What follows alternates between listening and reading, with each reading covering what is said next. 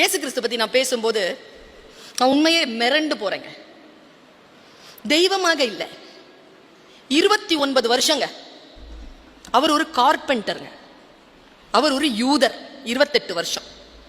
33வது வருஷத்துல 4வது வருஷத்துல சமூக அதிகாரத்தினால் கொலை செய்யப்படுகிறார். ஜஸ்ட் 4 years, 3.5 தான். என்ன செஞ்சார்? அதிகாரத்திற்கு எதிராக அவர் என்ன செய்தார்?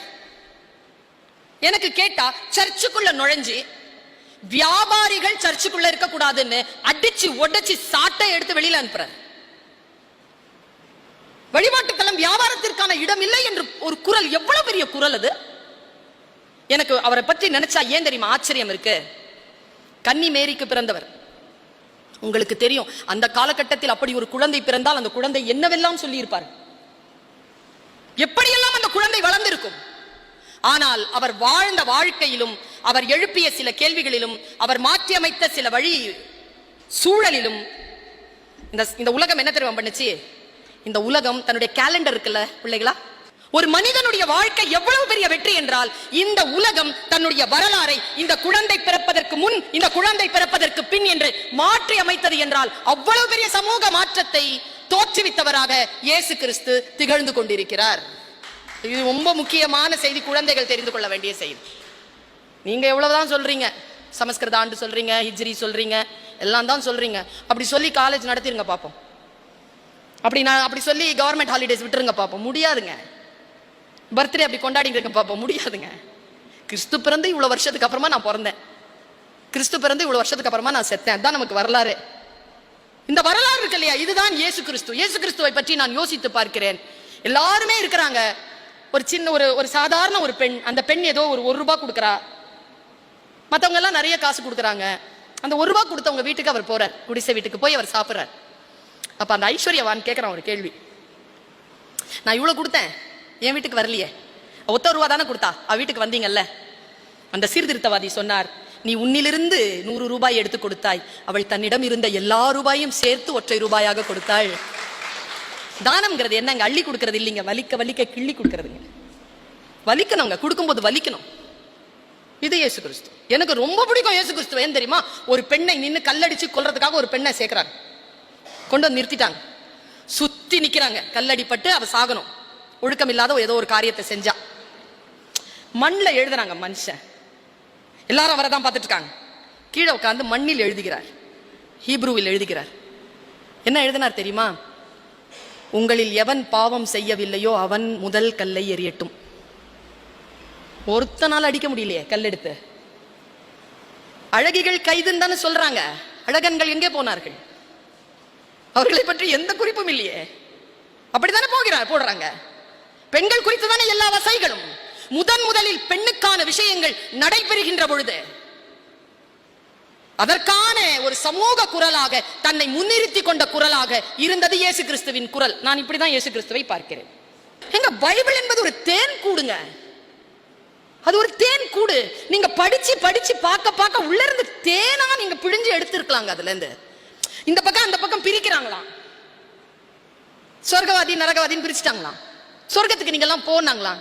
அப்ப இவங்க கேட்டாங்க, கர்த்தாவே நாங்கள் ஏன் சொர்க்கத்திற்கு போகிறோம் என்றால் பைபிள்ல இருக்கு. அவர் சொல்றார், நான் நோய்வாய்ப்பட்டிருந்தேன், நீங்கள் என்னை பார்க்க வந்தீர்கள். நான் சிறையில் இருந்தேன், என்னை நீங்கள் விசாரிக்க வந்தீர்கள். நான் கடனாளியாக இருந்தேன், எனக்கு நீங்கள் பொறுப்பெடுத்துக் கொண்டீர்கள். அதனால் நீங்கள் அங்கே போகலாம். நான் பசியோடு இருந்தேன், நீங்கள் எனக்கு சோறு கொடுத்தீர்கள். நான் வஸ்திரமற்று இருந்தேன், எனக்கு நீங்கள் வஸ்திரம் தந்தீர்கள் என்றவுடன் அவர்கள் சொன்னார்களாம், அங்கெல்லாம் நீங்கள் எங்கே இருந்தீர்கள்? யாரெல்லாம் பசித்து இருந்தானோ நானே பசித்து இருந்தேன். யாரெல்லாம் அநியாயமாக சிறைப்பட்டு இருந்தார்களோ நானே சிறைப்பட்டு இருந்தேன். யாரெல்லாம் நோய்வாய்ப்பட்டு இருந்தார்களோ நான் தான் நோய்வாய்ப்பட்டிருந்தேன். யாரெல்லாம் நிர்வாணமாக இருந்தார்களோ நானே இருந்தேன். அவர்களுக்கெல்லாம் யார் உதவி செய்தார்களோ அவர்கள் எனக்கே செய்தார்கள். அவர்களுக்கான கூலி அவர்களுக்கு வழங்கப்படும் என்று பைபிள் சொல்கிறது. இஸ்லாத்திற்கும் கிறிஸ்துவத்துக்கும் இருக்கக்கூடிய ஒரு சின்ன ஒரு விஷயம் என்ன தெரியுமா? இங்க பெரியவங்க இருக்காங்க, நான் உணர்ந்து கொண்டதை சொல்கிறேன், பிழை இருந்தால் திருத்துங்கள். விசுவாசம், அன்பு, இது 2 இருக்கு.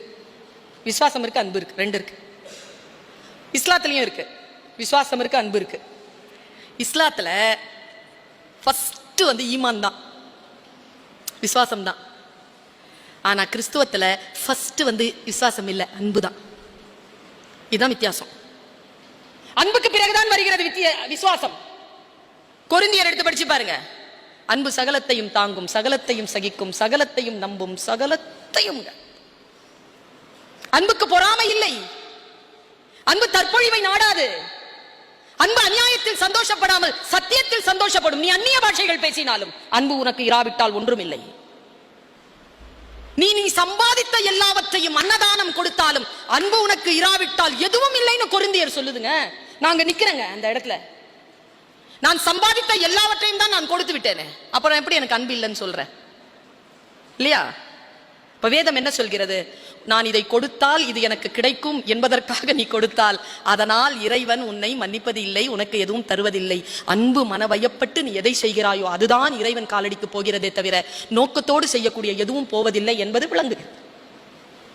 அன்பினால் உன்னை செலுத்திக் கொள்ள வேண்டும் என்று சொல்லுகிறது. அதே நேரத்தில் எனக்கு ரொம்ப பிடித்தமான பைபிள் வரி, நான் இங்க இருக்கிறதுனால எனக்கு என்ன அது வருதா என்னன்னு தெரியல, மனசுக்குள்ள வருது, அதனால நான் சொல்றேன். விசுவாசம் எப்படி இருக்கணும் தெரியுமா? நாங்க சொல்லுவோம், ஊசி ஒட்டகத்தின் காதுகளில் ஊசி நுழையுமா? நுழையும். ஏனென்றால் அது கீழ்ப்படிதல் தானே. இஸ்லாம்ன்றது என்ன? Just submission. ஆமா, அப்படிதான். இது நம்புவதுதான். இந்த விசுவாசம் இருக்குல்ல, இந்த விசுவாசத்தை பைபிள் எப்படி சொல்றது பாருங்க. அந்த பெண்ணினுடைய பெயர் எனக்கு தெரியவில்லை. ரத்தப்போக்கு நிறைய இருக்கிற ஒரு பெண், அவளுக்கு நிறைய ரத்தப்போக்கு, எங்க போனா குணமாகும் தெரியல. அவளுக்கு சொல்லப்படுது, நமக்கு மசிஹா மேசையான்னு சொல்றாங்கல்ல, மசிஹானா என்ன அர்த்தம்னா மரணத்திற்கான மருத்துவர்னு அர்த்தம். நபிகள் வரிசையில் உயிர் தரக்கூடிய ஒரு ஆற்றல் நபிமார்களிடத்திலேயே இயேசு கிறிஸ்துக்கு தான் வழங்கப்பட்டது. ரூ கொடுக்கப்பட்டது. அவர்கிட்ட போனா குணமாயிரும் சொல்றாங்க. இந்த அம்மா நம்பிடுச்சிங்க, அவ்வளவுதான். குழந்தைகள் கவனம், நம்பிடுச்சு. ஒண்ணு நம்பி என்ன பண்றா அந்த பொண்ணு, போறா. இயேசு கிறிஸ்து வர்றார். வந்த உடனே அந்த கூட்டம் பயங்கரமா இருக்கு, அவர் அப்படியே கொண்டு போறாங்க. நிறைய பேர் இருக்கிறாங்க, அவளால அங்க கிட்ட போக முடியல. போயிட்டாங்க கிட்ட, எப்படியோ போனா, இருந்தாலும் அவருடைய மேல் அங்கி இருக்குல்ல, அந்த அங்கியை பிடிச்சிட்டா. அது அப்படியே கொண்டு போயிட்டாங்க, அவ்வளவுதான், விட்டுருச்சு, கையில இருந்து விட்டுட்டா. போனா கிட்ட போனா பிடிச்சிடலான்னு போனா ரஷ், போயிட்டான். எல்லாரும் போயிட்டாங்க, அவ சோகமா உட்காந்துட்டுக்கா. கொஞ்சம் தூரம் போன அப்புறமா தலைவர் கேட்கிறார் இயேசு கிறிஸ்து, இந்த கூட்டத்தில் யார் என்னை தொட்டது?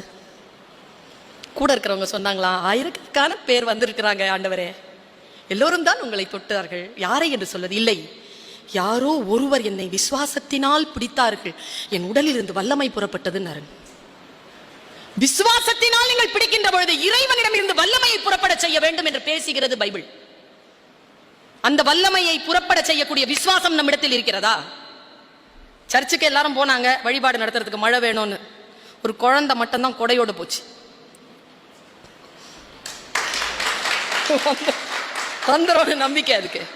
சிரியா நாட்டில் ஒரு குழந்தை காலில் குண்டு போட்டு கால் போயிடுச்சுங்க, 5 வயசு குழந்தை.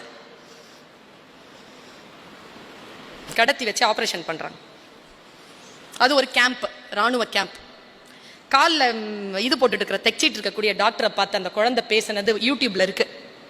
நீங்க எல்லாரும் இவ்வளவு அநியாயம் பண்றீங்கல்ல, இவ்வளவு குண்டு போடுறீங்கல்ல, எல்லாரையும் கொல்றீங்க, எங்க அம்மா அப்பா எல்லாரும் செத்து போயிட்டாங்க, உண்மையா சொல்றேன், நான் இதை கடவுள்கிட்ட சொல்லுவேன் சொல்லிட்டு செத்துருச்சிங்க அந்த குழந்தை. என்ன நம்பிக்கைங்க அந்த குழந்தைக்கு? நான் கடவுள்கிட்ட சொல்லுவேங்குது அந்த குழந்தை. எனக்கு நடந்தது சொல்றேன். ஏர்போர்ட்ல இருந்து வீட்டுக்கு போறேன், ராத்திரி 2:30 மணி. அந்த ஐயா என்கிட்ட 500 ரூபாய் கேட்கிறார். அவர் நல்ல நம்ம மதத்தை பின்பற்றுகின்ற ஒருத்தர், தாடிலாம் வச்சிருக்கிறார், தொப்பிலாம் போட்டிருக்கார். வந்தார், வண்டி ஓட்டிகிட்டே போறார். மீர்சாப்பேட்டை வந்துச்சு, இறங்கின உடனே என் வண்டியெல்லாம் எடுத்து, என் பொருளாக எடுத்து வச்ச உடனே அவர் என்கிட்ட 800 ரூபாய் கேட்கிறார். நான் சொன்னேன், 500 ரூபாய் தானே கேட்டீங்கண்ணா. இல்லையே, நான் 800 ரூபாய் தான் கேட்டேங்கிறார்.